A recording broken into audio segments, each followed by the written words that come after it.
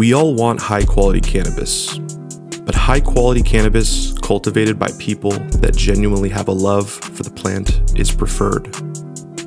Sacramento is home to collectively some of the best growers in the world. Here at High Design Documentaries, we will explore the world of cannabis in Sacktown, and we'll start with a garden preferred by many and envisioned by one. Meet David of Preferred Gardens, a true cultivator obsessed with his craft.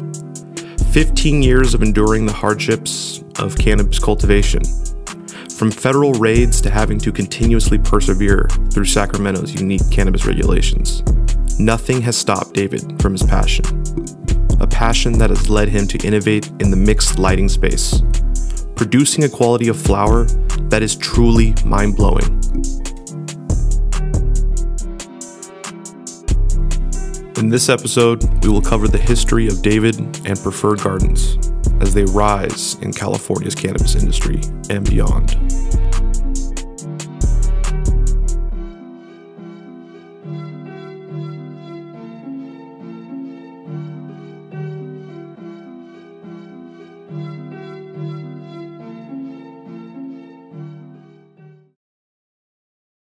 They actually got raided really bad. Right after they harvested, I think they had like 400 or 500 pounds of outdoor, trimming and hanging and all that. And they, the cops came, kicked their door in, be total dicks to my buddy's mom, which is like the sweetest lady in the world. Wow. Yeah, kicked the door in, arrested my buddy's little brother. Just put them through hell. After they let us grow up there forever, they decided to pull the medical away from everybody because it was getting a little bit crazy. The county was getting saturated, right? And they wanted to go legal as well. So beforehand, they made this crazy decision like no one could grow here anymore, And it was too late. That's what they were doing their whole life, So that's ridiculous. They're not gonna stop, and they didn't think it was bad. So it's just what happened. For some crazy reason, because they knew us. They used to come up and count our plants because we could do the 99, right? Yeah, weird. They would come up and they'd be like, "All right, you got your scripts," and they would look. It was crazy weird back then for cops to come around and look at your weed and tell you, "This is some good-looking purple weed," right? I would shit myself. Like I thought my life was over. So that's we had crazy. Some huge plants, and the cops would come. They ever ask for any? They would be like, "Yo, let me get some ganj." No, they would just make corny jokes. But they would really look at the weed because they didn't see a lot of plants back then. They couldn't really it was impressive to them. Yeah, they were just curious almost. Yeah. Back then, we're talking. We started in 2005, so this is like maybe 2007. Next to these plants, they looked like midgets. Everyone did, These plants were huge, so they would come out and be like, "Holy shit! All right, these are 99. I don't know what kind of weight you get from these things, but seems like it checks out. There's your 99. It checks out. We're out of here." Yo, that's so weird though, because then years later, they're like, come and kick the door in. Oh, that's so weird. Yeah.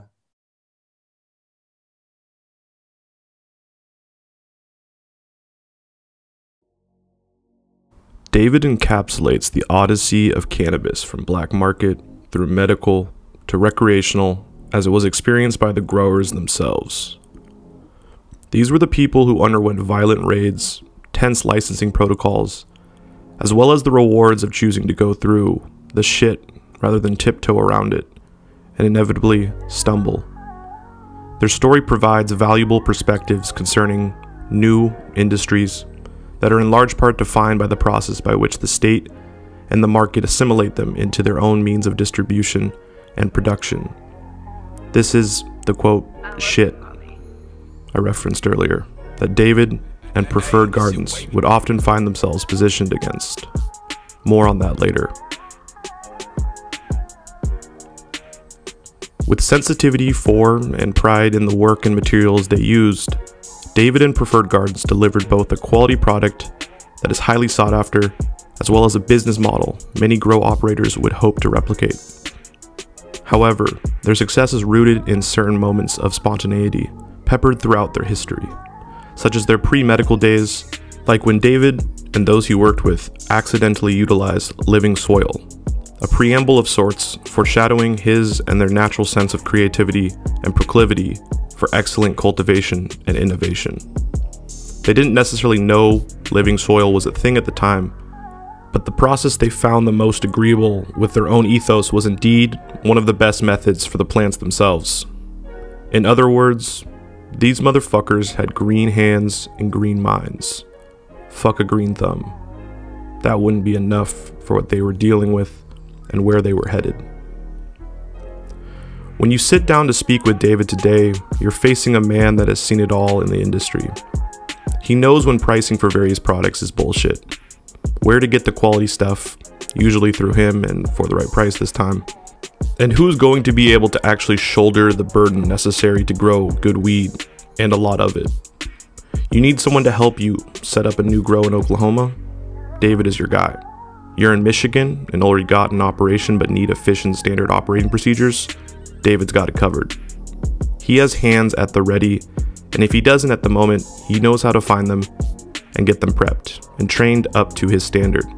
Again, the guy knows his stuff. For now, we'll just leave it at that.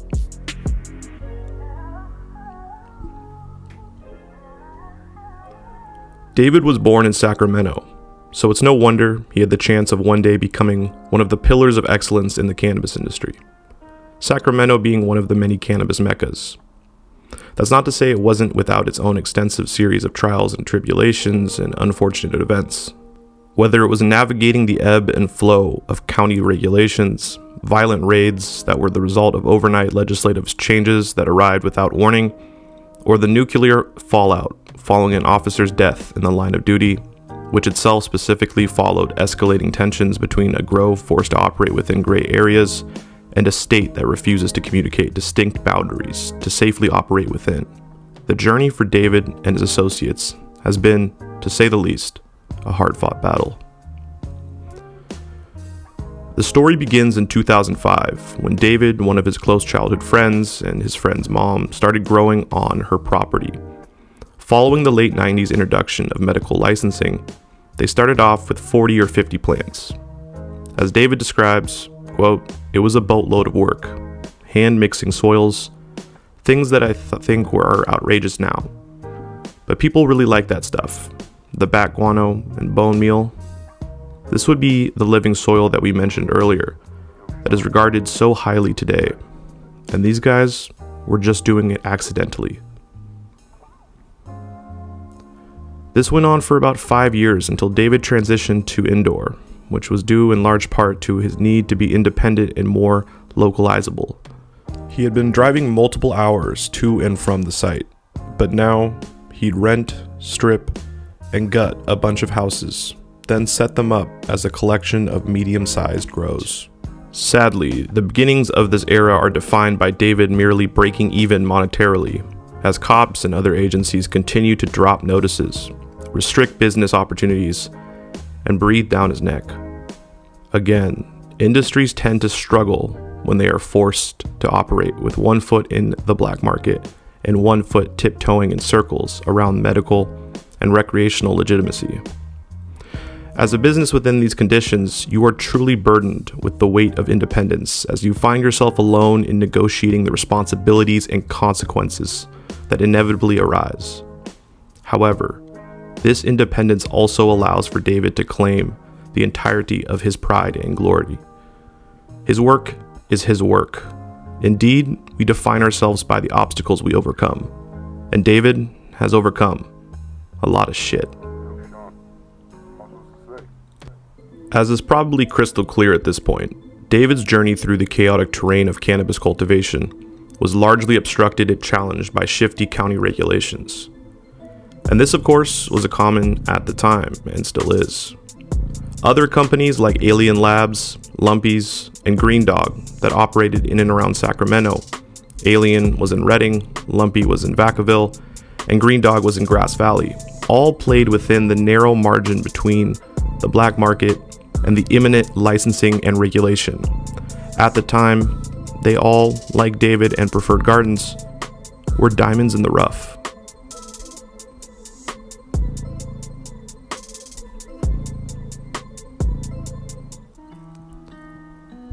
The extreme atmosphere of the time is best summed up by the event in which the police officer was killed.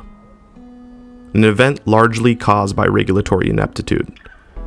Apparently, just when multiple grows were about to receive licensing, there was an unfortunate confrontation between the police and a grower that wasn't interested in legalization and the strong arms of regulation.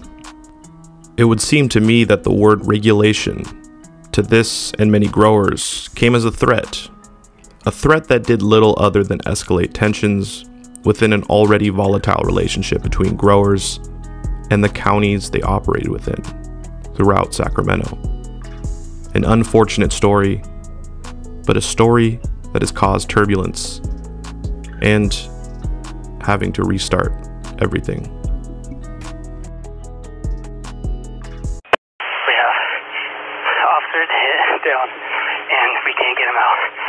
He's down in the hole. The officer down.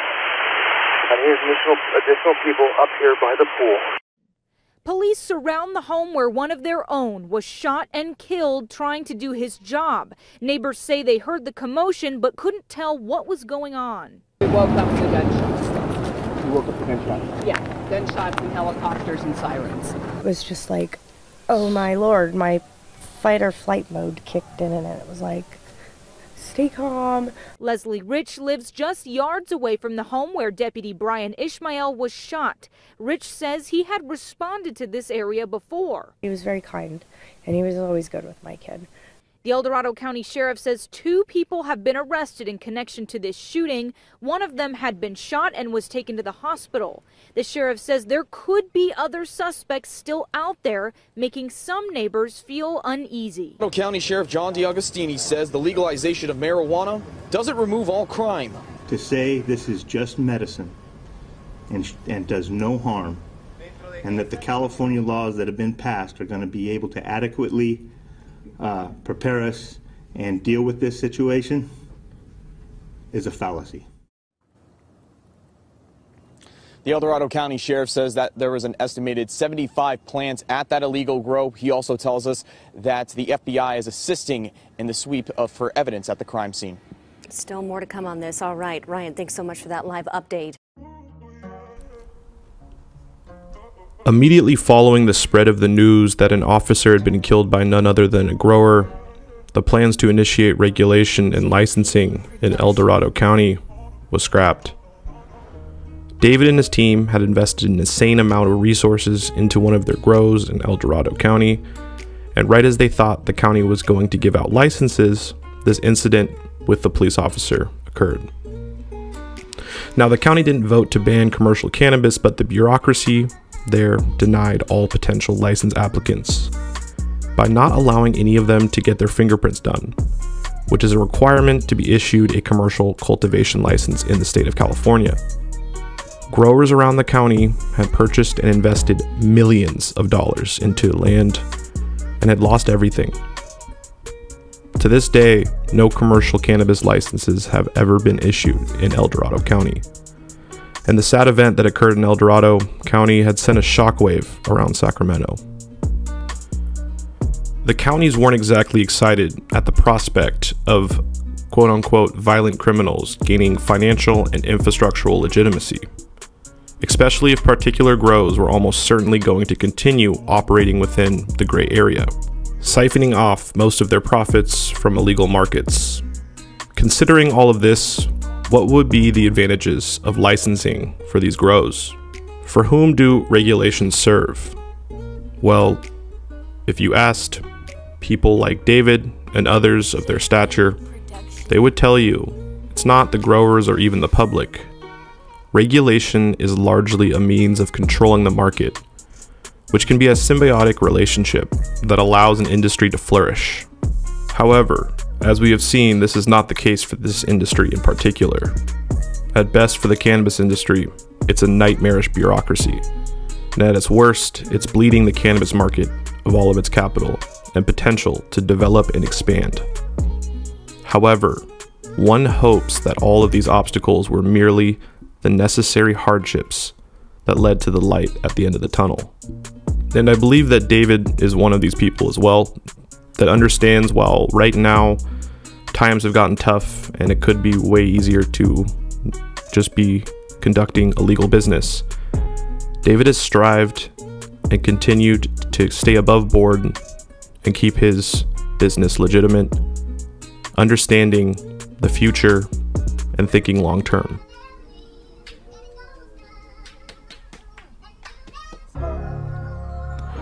Remember the raids briefly mentioned before?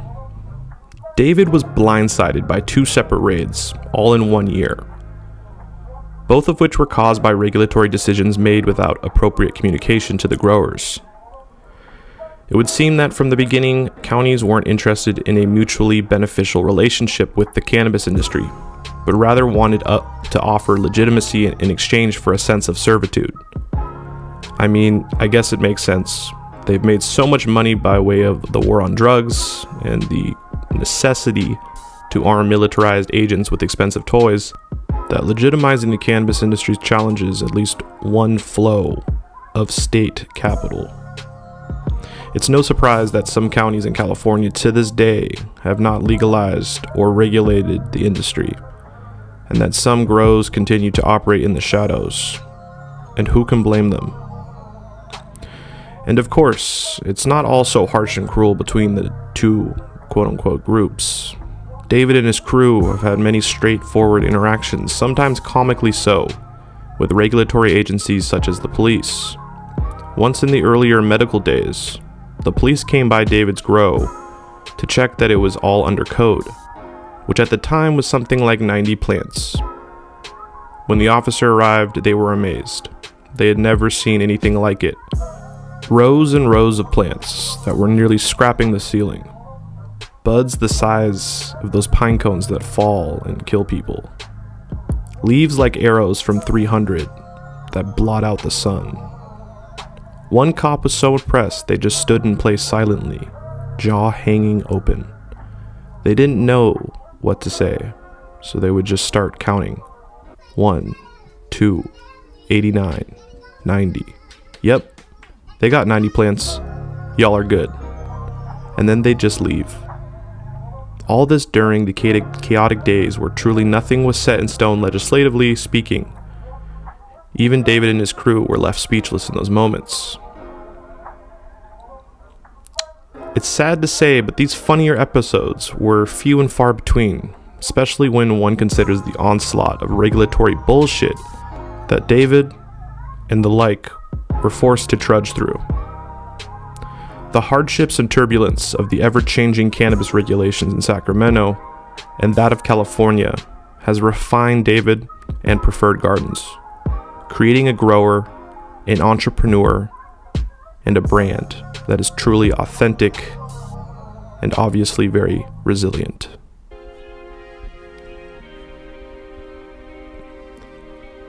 Brand development and business strategy.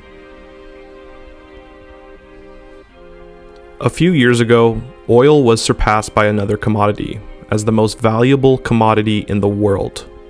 You want to know what that was? It was data.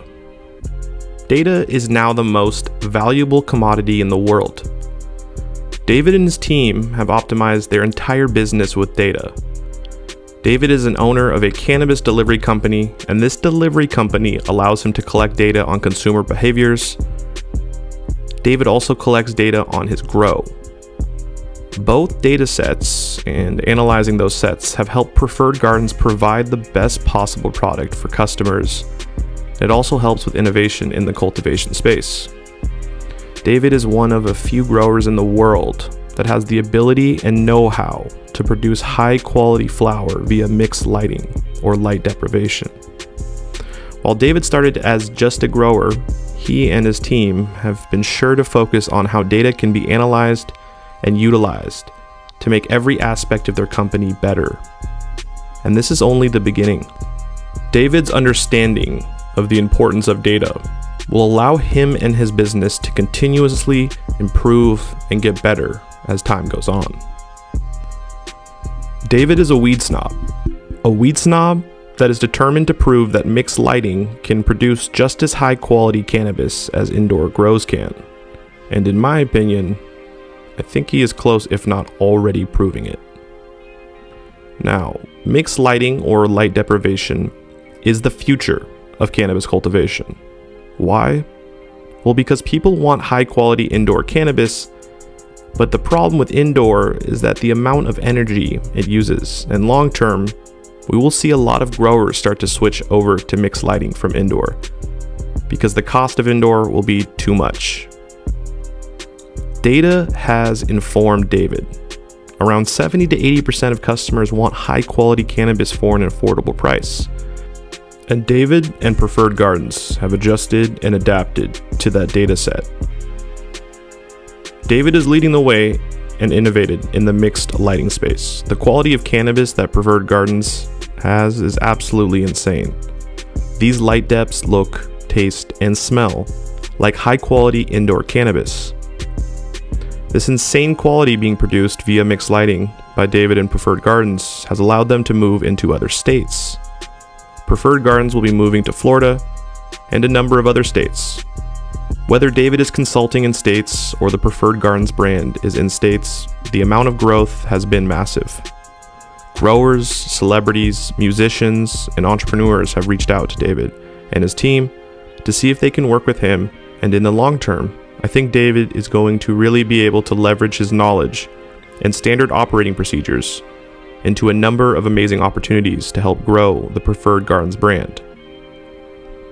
And with the innovation in mixed lighting, he will be able, like I said, to keep prices low and quality high.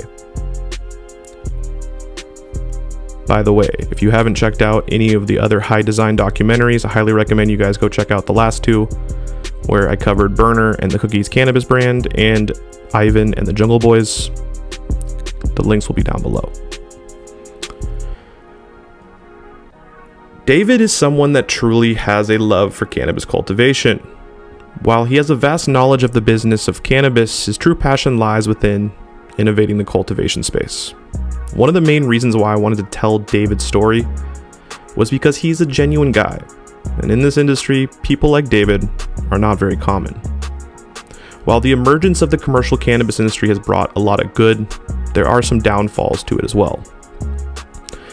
The pure growers that truly just have a love for cultivation and nothing else are now being forced to not just pursue their love for innovation in the cultivation space, but also to become full-fledged entrepreneurs, well-rounded.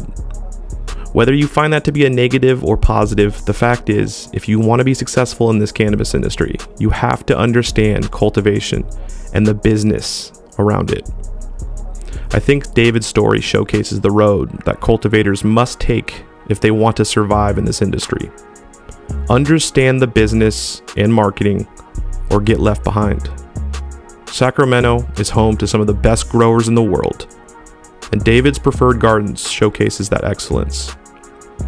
I am extremely excited to explore the other amazing stories and companies that are home to Sacramento and beyond.